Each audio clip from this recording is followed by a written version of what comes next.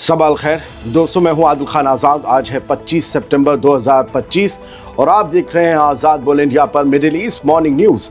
इस शो में आज आपको दिखाएंगे यमन के ड्रोन से इसराइल में हुआ बड़ा धमाका, 50 के करीब इसराइली आए चपेट में। वेस्ट बैंक पर नहीं होगा कब्जा, ट्रंप ने अरब मुल्कों को दिया भरोसा। हमास के खिलाफ बगावत करने की अपील, IDF चीफ का नया दाव। गजा सिटी में हजारों फलस्तीनी अड़ गए, धमकियों के बावजूद शहर छोड़ने से किया इनकार। ग्लोबल सुमूद फ्लोटिला पर ड्रोन हमला, इटली ने हिफाजत के लिए भेजा जंगी जहाज। समंदर में इसराइल को गलती पड़ेगी भारी। ईरान का बड़ा धमाका, इसराइल के न्यूक्लियर प्रोग्राम से जुड़े अहम दस्तावेज और फुटेज किए जारी। UN में ईरान ने किया ऐलान, पेजेश्कियान बोले कभी नहीं बनाएंगे एटमी हथियार। और अमेरिका और लेबनानी नेवी की समंदर में ज्वाइंट गश्त, क्या हिजबुल्लाह को है निशाना बनाने की तैयारी। तो ये थी कुछ हिला देने वाली हेडलाइंस, लेकिन खबरें होंगी उससे कहीं ज्यादा। चलिए करते हैं शुरुआत इस शो की। बुध की रात इसराइली अखबारों ने खबर छापी। बुध की रात इसराइली अखबारों ने खबर छापी कि यमन के हूथी मूवमेंट का एक ड्रोन इलाज शहर में गिर गया, जिससे हुए धमाके में करीब 50 इसराइली जख्मी हो गए। धमाका काफी बड़ा था। जख्मी हुए लोगों में से 2 की हालत बहुत सीरियस बताई जा रही है, जबकि 17 लोगों को हल्की चोटें आई हैं। अस्पताल में वो भी भर्ती हैं।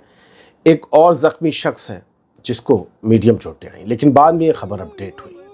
तमाम जख्मियों को अस्पताल में भर्ती बताया गया। इसराइली पब्लिक ब्रॉडकास्टर कान के मुताबिक ड्रोन एक होटल के पास गिरा और पास के हॉस्टल के कई कमरों में भी धमाके से नुकसान हो गया।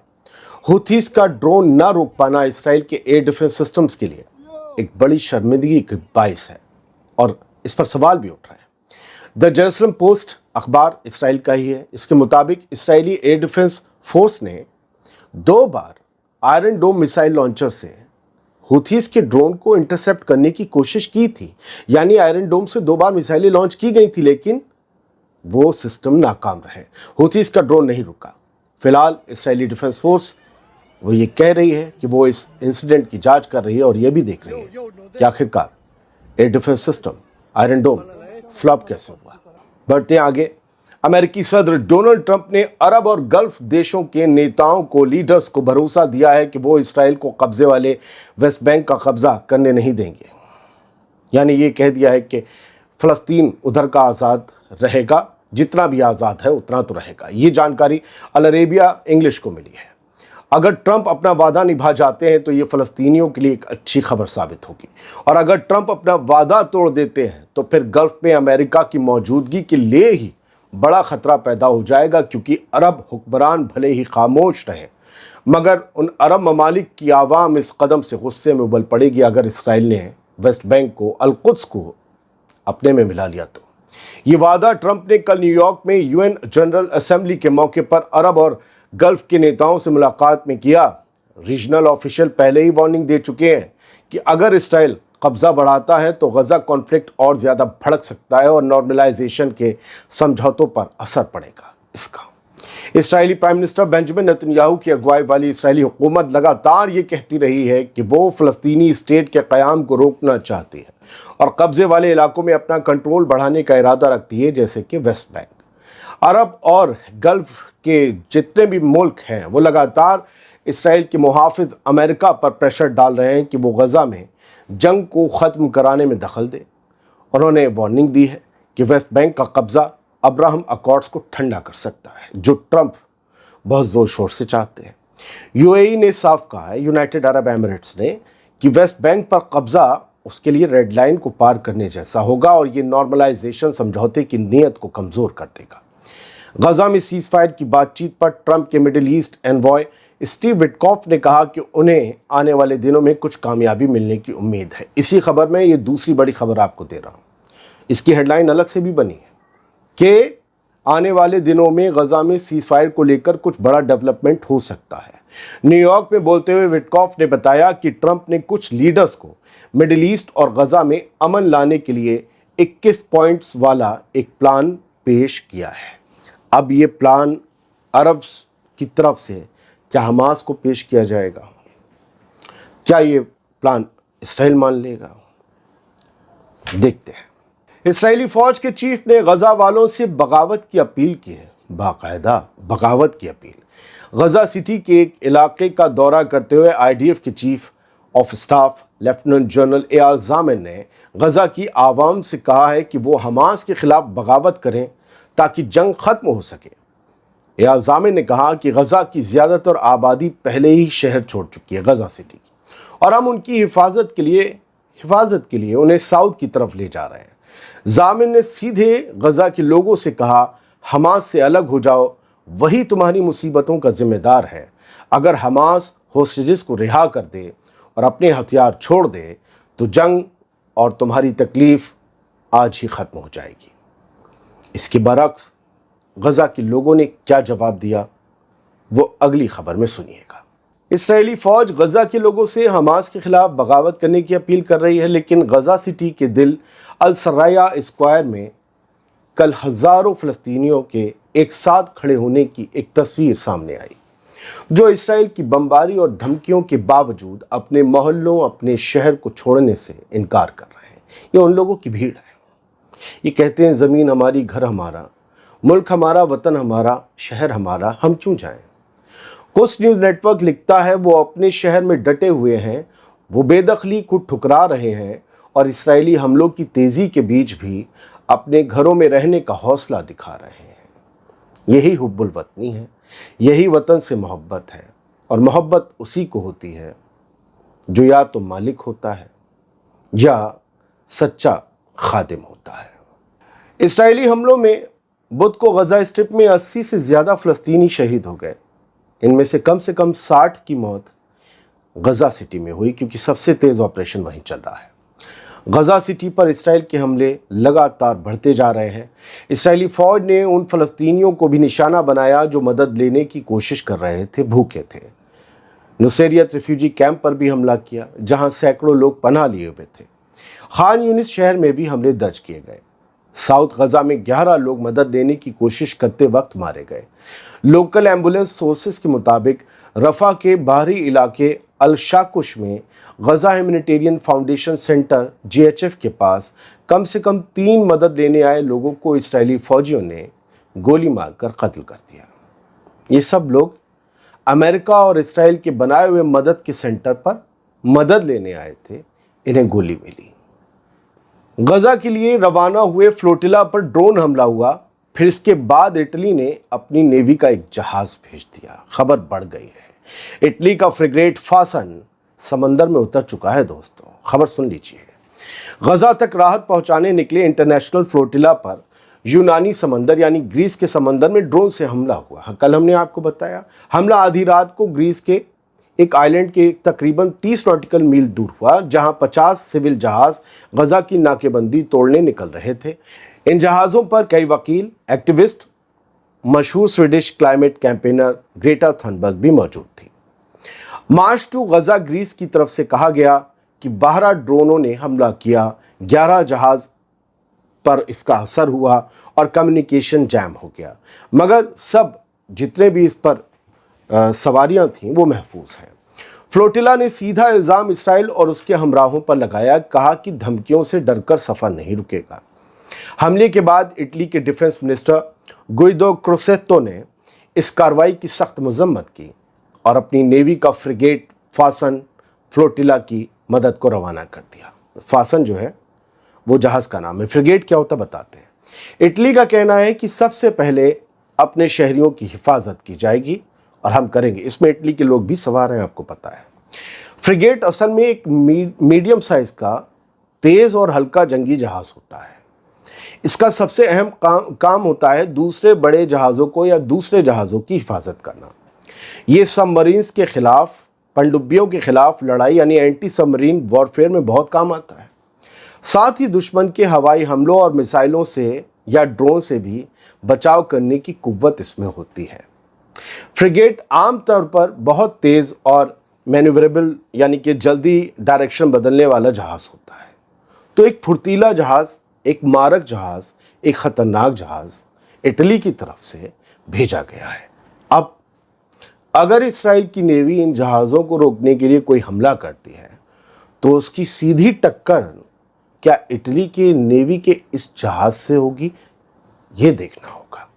بڑھتے ہیں سر آگے۔ سعودی عرب کے سابق انٹیلیجنس چیف پرنس ترکی الفیصل نے بدھ کو کہا کہ دنیا میں اگر کوئی ایک لیڈر ہے جو اسرائیل پر پریشر ڈال سکتا ہے کہ وہ فلسطینیوں پر جاری نسل کشی کی جنگ ختم کرے تو وہ صرف ڈونلڈ ٹرمپ ہے۔ یہ لفظ ان کے ہیں، نسل کشی کی جنگ، سعودی کے سابق انٹیلیجنس چیف، یعنی جینوسائیڈل وار۔ پرنس ترکی نے حالیہ دنوں میں فلسطین کو ملی جو انٹرنیشنل تسلیم ہے اس کا ویلکم کیا اور ان ملکوں سے اپیل کی کہ اب وہ صرف بیان بازی پر نہ رکیں بلکہ آگے بڑھ کر اس فلسطینی ریاست کی حفاظت اور آزادی کو یقینی بنائیں جسے انہوں نے تسلیم کیا کہ بھئی زبان تو بہت چلا لی، قلم بھی بہت چلا لیا، اب ایکشن بھی لو دوست، صرف تسلیم کر کے نہ رہ جاؤ۔ ایران نے ایک سنسنی خیز دعویٰ کیا ہے کہ اس کے پاس اسرائیل کے نیوکلیئر پروگرام سے جڑے اہم دستاویز اور فوٹیج موجود ہیں۔ ایرانی اسٹیٹ ٹی وی نے وہ تصویریں اور کاغذات دکھائے جن میں اسرائیلی سائنٹسٹ کے پاسپورٹ، ملٹری سائٹس کی لوکیشن اور یہاں تک کہ ڈیمونا ری ایکٹر کے اندر سے شوٹ کی گئی فوٹیج بھی شامل ہے۔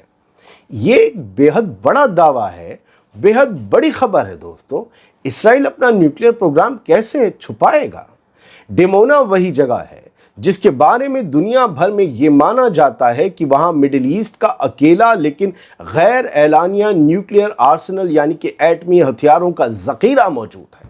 حالانکہ اسرائیل اسے نہ کبھی مانتا ہے نہ کبھی جھٹلاتا ہے۔ ڈاکیومنٹری جو پیش کی گئی ایران کی ٹی وی پر، اس ڈاکیومنٹری میں انٹرنیشنل اٹامک انرجی ایجنسی کے چیف رافائل گروسی کی پرائیویٹ تصویریں بھی دکھائی گئیں۔ یہاں تک کہ ایک تصویر میں وہ منی ماؤس کاسٹیوم پہنے شخص کو چومتے نظر آ رہے ہیں۔ ایران کے انٹیلیجنس منسٹر اسماعیل خطیب نے کہا کہ جون میں ملی اسی جانکاری کی بنیاد پر ایران نے اس مہینے اسرائیل کے اندر کئی سینسٹیو سائٹس کو ٹارگٹ کیا تھا۔ ایران پہلے بھی دعویٰ کر چکا ہے کہ جنگ سے پہلے ہی اس کے پاس ہزاروں کلاسیفائڈ اسرائیلی دستاویز پہنچ چکے تھے جن میں نیوکلیئر اور ملٹری سائٹس کی ڈیٹیل بھی شامل ہے۔ مجھے لگتا ہے یہ خبر اتنی بڑی ہے کہ اس پر ایک بڑا سا شو الگ سے بنانا پڑے گا۔ دیکھیے، وقت ملتے ہی بناتے ہیں۔ ایران کے صدر مسعود پزشکیان نے کل رات یونائٹڈ نیشنز کے سٹیج سے اسرائیل اور امریکہ پر کرارا حملہ بولا۔ انہوں نے کہا کہ جون میں ہوئے حملوں نے دنیا کے اعتبار اور پورے علاقے میں امن کی امید پر گہری چوٹ پہنچائی ہے۔ جون میں ایران پر حملہ ہوا تھا۔ جنرل اسمبلی میں دیا گیا یہ بیان ان کی پہلی گلوبل اسپیچ تھی صدر بننے کے بعد سے۔ اس گرمیوں کی 12 روزہ اسرائیل ایران جنگ کے بعد سے، جس میں اسلامی جمہوریت کے کئی اونچے فوجی اور سیاسی لیڈر اور سائنٹسٹ مارے گئے تھے، یہ پہلی اسپیچ تھی 12 جون والی جنگ کے بعد سے، مطلب 12 دن کی جنگ کے بعد ان کی پہلی گلوبل اسپیچ۔ وہ گرج کر برسے اسرائیل پر، امریکہ پر، اور انہوں نے باقاعدہ پورے شہیدوں کی کتاب ڈیٹیلز کے ساتھ ہاتھ میں لی ہوئی تھی۔ ایک بڑا پیغام تھا وہ کتاب، اور بڑا پیغام ایران نے یو این کے سٹیج سے دیا بھی۔ ایک اور خبر ہے، ایران کے صدر مسعود پزشکیان نے یونائٹڈ نیشنز جنرل اسمبلی میں اعلان کیا کہ ایران کا مقصد کبھی بھی ایٹمی ہتھیار بنانے کا نہیں رہا۔ پزشکیان نے صاف کہا، میں اس اسمبلی کے سامنے ایک بار پھر کہتا ہوں، ایران نے کبھی ایٹمی بم بنانے کی کوشش نہیں کی اور نہ ہی کرے گا۔ ہمیں ایٹمی ہتھیار نہیں چاہیے، ایران کا صدر کہہ رہا ہے یو این میں۔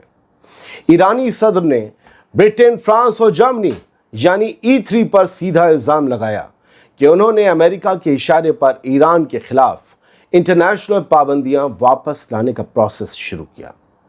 غور طلب ہے دوستو کہ 28 اگست کو E3 ملکوں نے 30 دن کا پروسیس شروع کیا تھا، جس کے بعد 27 ستمبر تک ایران پر یو این کی سخت پابندیاں دوبارہ لگ سکتی ہیں، اور یہ پابندیاں اگر لگ گئیں تو ایران کے بزنس کے لیے سانس لینا بہت مشکل ہو جائے گا۔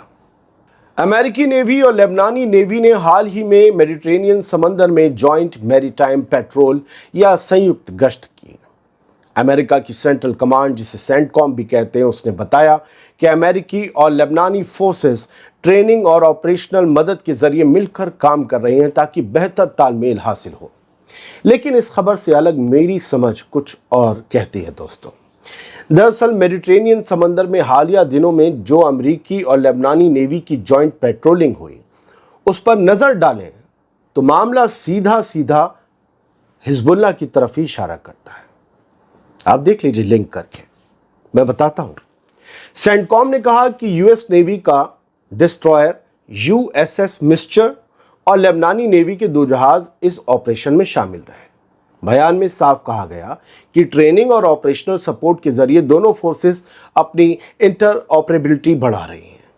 लेकिन तस्वीर और साफ तब होती है जब इसे अमेरिका की ताज़ा पॉलिसी से जोड़ा जाए।